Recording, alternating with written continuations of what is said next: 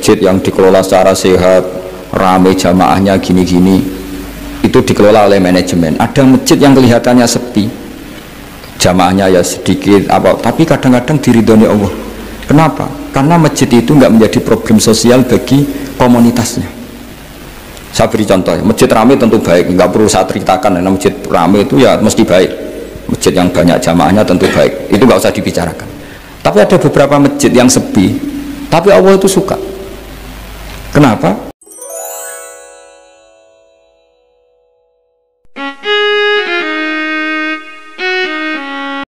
Kayak apa Amerika, kayak apa Korea. Saya itu pernah di Korea, katanya negara ateis.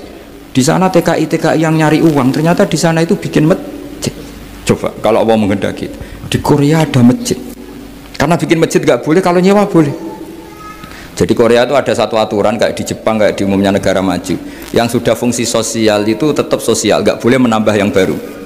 Jadi kalau dari gereja dibeli masjid boleh, tapi kalau tanah lapang dipakai masjid nggak boleh karena ngurangi tanah. Tapi kalau dari gereja jadi masjid boleh, dari bar untuk masjid boleh, dari pantai asuhan jadi masjid boleh. Pokoknya yang fungsi sosial.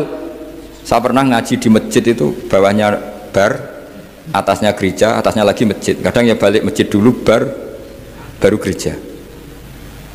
Karena memang yang sudah kawasan sosial ya kawasan publik ya untuk publik. Kita tidak pernah mengira kalau di sana ada tauhid. Tapi Allah itu Al-Hadi, apa? Allah itu Al-Hadi. Sehingga ya delala ada orang Indonesia kerja di sana, terus nuraninya tersiksa kalau tidak ada tempat sujud. Akhirnya mereka urunan bikin masjid. Banyak yang santri saya sering ngaji saya. Ya saya ulang lagi ya. Jadi cara mikir khitab sama Allah gitu dulu ya. Enggak boleh kamu berpikir khawarid yang membatasi kekuasaan atau hidayatnya Allah Subhanahu wa ta'ala. Karena kita tidak pernah tahu. Sa'labah ngomong gitu itu masalah besar. Karena mengatakan kekasihnya Allah itu pemungli. Karena tadi, wah ini tidak zakat lagi tapi apa?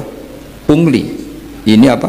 Pemerasan. Karena tadi jumlahnya sudah sekitar 4.000, zakatnya kan banyak sekali. Makanya saya mohon, saya model di UI itu setuju kalau zakatnya dimulai dari kecil lebih ringan. Misalnya kita gaji 1 juta dipotong 25.000 kan ringan, tapi kalau gaji kamu 1 miliar kan mendingan untuk bayar supir, buat yang jaga gudang, kan mesti pikirannya sudah macam-macam daripada dipakai zakat. Ya, jadi diantara menganalisis Quran adalah apa? Dudukkan Allah sebagai malikul umur kulliha, yang menguasai semua urusan. Tapi kalau kita apapun hebatnya hanya sebagai ulama, hanya sebagai mufti, hanya sebagai kiai, itu tidak punya otoritas. Sehingga misalnya banyak kan, misalnya anak yang kita cintai, kita modali malah bangkrut, yang tidak kita modali malah kaya, karena urusan tidak di tangan kita tapi di tangan Allah Subhanahu wa ta'ala. Masjid juga gitu. Masjid yang dikelola secara sehat, ramai jamaahnya gini-gini, itu dikelola oleh manajemen. Ada masjid yang kelihatannya sepi, jamaahnya ya sedikit tapi kadang-kadang diridhoni Allah. Kenapa? Karena masjid itu nggak menjadi problem sosial bagi komunitasnya. Saya beri contoh, masjid ramai tentu baik, nggak perlu saya ceritakan, karena masjid ramai itu ya mesti baik. Masjid yang banyak jamaahnya tentu baik, itu nggak usah dibicarakan. Tapi ada beberapa masjid yang sepi, tapi Allah itu suka. Kenapa? Karena lembaga agama itu nggak boleh mengganggu sistem sosial. Jadi kita tidak pernah tahu cara berpikir Nabi. Yaitu banyak kan sahabat habis sholat duhur ba'diyah di masjid, qobliyah di masjid. Apa kata Nabi? La taj'alu buyutakum kuburan, cung nak apik aja mbok entek-entekno ning masjid. Omam ya bagai keapian. Rumah kamu jangan jadikan kuburan. Jadi sholat sunatnya di masjid, ba'diyahnya di masjid. Pulang-pulang tanya, "Mah, makannya di mana?" Terus marah-marah karena kurang disediakan makanan. Kan lucu kan? Di masjid qobliyah, ba'diyah, pulang-pulang tanya apa? Makanan. Tersinggung lagi kalau belum disediakan. Akhirnya apa? Anak-anak kita yang kecil kenangan melihat bapaknya itu apa? Bapak itu orang yang kalau dari masjid tanya makanan dan marah kalau tidak kesampaian. Coba kalau kamu datang dari masjid sholat, kenangan anak kamu apa? Bapak itu orang yang kalau datang dari pergi sholat. Sehingga kenangan anak-anak kita ini melihat kita sholat sujud di rumah. Sehingga Nabi membahasakan apa? Jangan jadikan rumah kamu sebagai kuburan, kasih jatah sholat. Sehingga ulama mengatakan jamaah itu paling baik itu di masjid untuk jamaah fardu. Untuk sholat sunat beberapa malah sebaiknya di rumah. Sehingga saya ini sebagai kiai ya sering bingung.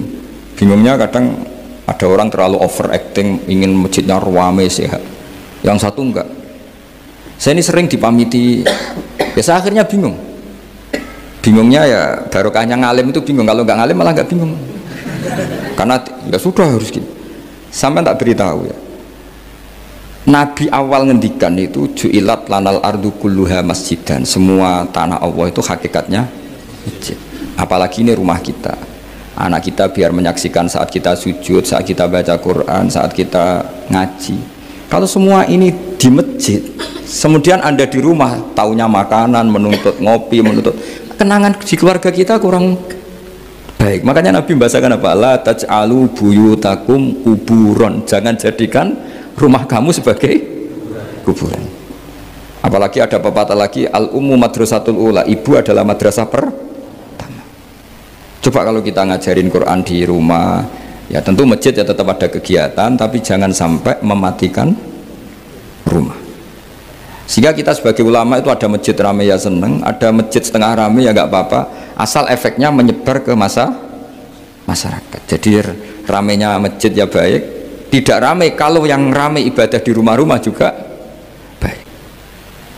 Maka dulu zaman Nabi Musa malah istilahnya waj'alu buyutakum qiblata wa aqimus sholat. Jadikan rumah kamu sebagai kiblat, sebagai tempat ibadah. Coba kenangannya Nabi kalau sholat malam itu di rumah apa di masjid? Di rumah. Sehingga Aisyah punya kenangan sampai hatta waromat qodamau, sehingga kakinya Nabi bengkak. Dan Nabi alami saja. Kamu kira Nabi sholat punya kayak anak-anak sekarang kan yang ada ruang sholat? Ternyata hanya dipasang sajadah sama tasbih, nggak pernah dipakai. Kalau Nabi enggak, yang dipakai Sayyidah Aisyah itu ya tempat sholat. Sehingga kata Aisyah, Nabi itu sholat di tempat tidur saya. Kalau Nabi sedang berdiri, kakiku tak selonjorkan. Kalau Nabi sujud, kakiku tak ingkretkan. Ya di tempat Sayyidah Aisyah tidur itu Nabi sholat. Pas berdiri kan berdirinya Nabi lama, Aisyah selonjor. Pas Nabi mau sujud, kakinya diingkretkan. Segampang itu Nabi. Akhirnya apa? Kenangannya Aisyah sebagai istri itu doa-doa tahajud, doa-doa. Coba kalau Nabi tahajudnya di masjid, Sayyidah Aisyah tidak punya kenangan doa-doa apa? Tahajud. Sehingga kita harus ngikuti ngaji. Kalau nuruti teori ya, sholat itu ibadah. Sebaiknya kalau ibadah ya di tempat ibadah. Tidak seperti itu cara pandang. Kata Nabi, semua buminya Allah adalah saksi kita ketika ketemu Allah. Semakin saksi itu baik, banyak, maka semakin baik. Maka kalau sholat sunat, kesunatannya itu pindah-pindah tempat. Tapi ya jangan terlalu habis di sini terus pakai mobil ke sana gitu. Iya, kalau pas di perempatan ada orang cantik nggak jadi diterusin nanti. Tapi ini sama saya cerita ya. Jadi di antara mengkaji Quran itu mengkaji cara Allah membuat khitab. Dan yang kunci semua adalah Allah adalah zat sing otoritatif, malikul umurikul dia, pengendali dari semua. Maka kalau nyifati Allah ya tetap yaghfiru liman yasha wa yu'adzibu may yasha. Jangan pernah mengambil otoritasnya Allah Subhanahu wa taala.